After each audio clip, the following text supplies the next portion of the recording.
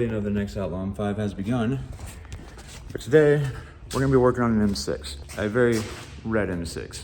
No, we're not gonna be fixing this mirror in this episode, but we will be fixing that. We're gonna be doing some SMG Relearns. And this one will be on the channel very soon for quite a few things, so let's hop right into ISTA. Not all of the procedures that ISTA says to have a battery charger connected for do you need. This is one that you do need though. You either go to the battery in the trunk or the jump points right here and just put a mild charge on it. We have about 20 amps, a little bit more than mild, but first step is gonna be putting our Beamer Geeks cable in. It's a K-CAN, D-CAN cable. Just goes under the dash on the M6. We have power to the cable indicated by the light there. On the E60 M5, the DLC or OBD2 connector will be right here on the M6. That's where we have it. Now we'll put the other end of the cable into the USB on the computer, whichever one you have designated for the communication. And then we'll go to ignition 2. So this is off 1. See how some of the lights came on, iDrive turned on. If we push the button again, all of the lights come on and iDrive comes on. So that's ignition position 2, which is what we're gonna need to be in. So when we go to ISTA and have it opened up here, we can just go right up here to this top corner under operations. And then the second tab on the second level here for readout vehicle data. And down in the bottom corner, complete identification. And on the E-chassis cars, it's gonna take a little bit for it to load up, but you'll be able to, in that time, look at all the vehicle information, verify everything's correct as far as mileage, rear wheel drive or not, paint color, all of that. So definitely verify the engine that's in it too. All right, so for our situation, where we did the slave cylinder, but there's only 2 options as far as the relearns goes, we're going to go into the transmission control replacement menu. So we have the 2 options that we had for the slave cylinder, along with 2 additional options. We wanted to learn as much of the transmission as possible in one shot, so we're gonna go with this one. These also have to be done in order, so you have to start at 1, go down to 4. So starting with number 1 here, this is after bleeding the SMG. We'll do the clutch valve characteristics and push continue. And then I'll ask you about if the car is engine off, ignition on, say yes, and then continue. And then it will begin. At that time, you will get an indication on the dash for transmission malfunction. iDrive will tell you clutch adaption active.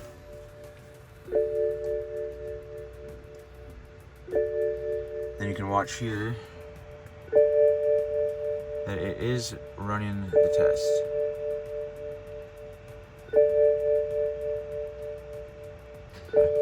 You can see here that it is running the teach-in program. It says it up top there. When it's complete, it will say terminated. And I'll say terminated whether it's successful or unsuccessful. Kind of just read the box on it here and see what it's telling you as a reason for the termination. Another thing I suggest doing while you're doing any of the tests or waiting in ISTA is on the other side here. This information is always usually pretty helpful and informative, so highly suggest reading through that. See up here how it says program terminated, but it says teach-in completed, so that's successful. So go down, push continue. It's going to save the teach-in values, and then it's also going to show us before and after. So there's a little bit of change there. We did change a few things. So now I'll go to number 2 here, teaching the complete transmission, and that's going to be on the gearbox side of it. So here we go. No park brake applied. And then having the clutch disengaged, so having a neutral, engine off, ignition on.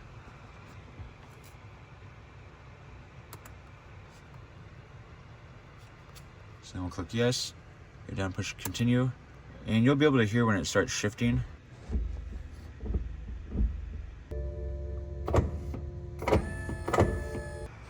Alright, then I'll say program terminated, and then it also says the learning of the gearbox has been completed. So then push continue. And then same thing with the saving of the teach-in values. Cannot have too much as far as change goes on that one. And that notification is just telling you that by doing this, it's going to set some codes. It's usually SMG 1, 2, and 3 codes for CAN communication. We can just clear those. Same thing happens when you flash a tune onto the MSS 65 DME. But we'll go to number 3 here, teaching clutch slipping point. So for this, we'll have it in neutral, engine on, and running at idle. No accelerator pedal. Input and transmission input speed is also 0. So you can click yes, but before continuing, we need to have the engine running. So start it up here. And even though this is a DIY, let's get a little V10 cold start.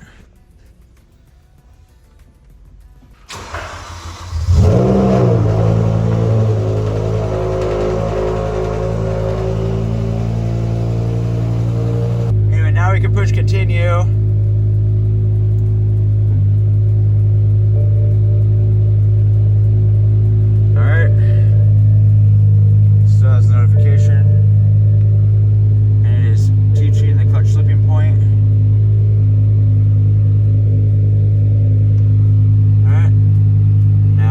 Terminated. It does not say that it failed, so we can push continue. And once engine off, ignition on. So whenever it says terminal 15 on or ignition on, it means past 1 to 2. So ignition 2, and then push continue.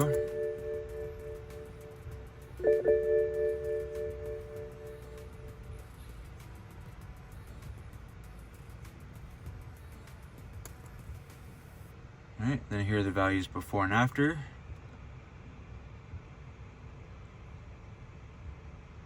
And then now we can go to the last option, number 4 here, for teaching in the longitudinal acceleration sensor. Terminal 15 on, engine off, vehicle must be parked on flat, level surface. That is very important. Vehicle must be stationary and must not be loaded. So, which says vehicle must not be loaded. BMWs, technically, when you align them, you are supposed to have a certain amount of weight in every seating position, but that is still not considered loaded because there's no person in it. So we've done these both ways, whether it be person in or person not in. Not in seems to work the best because you can get a true 0 that way, and then the SMG can adapt accordingly. So we'll roll down the passenger window and then be able to click OK through that, since we will not need to turn the vehicle on after this. So we'll roll down the window. Hop out. We'll continue with the last step. All right, so now that we're out of the vehicle, push continue, and then it says program running. So we'll give it a second to go through the procedure. All right, it only took about a minute or so, and we have program is complete. So push continue. Here are the differences in values. All right, now that we've completed all of the procedures here, go back to the return to menu. All right, and then you can just go ahead and click number 6 down here for in test module.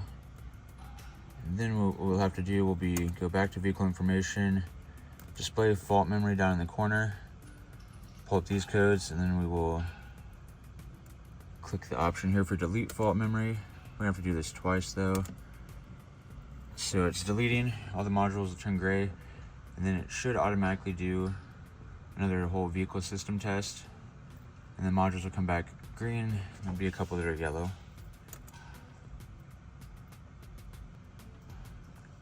And click start vehicle test at the bottom because it did not do it automatically, and click yes. Now you can see it going through the different modules.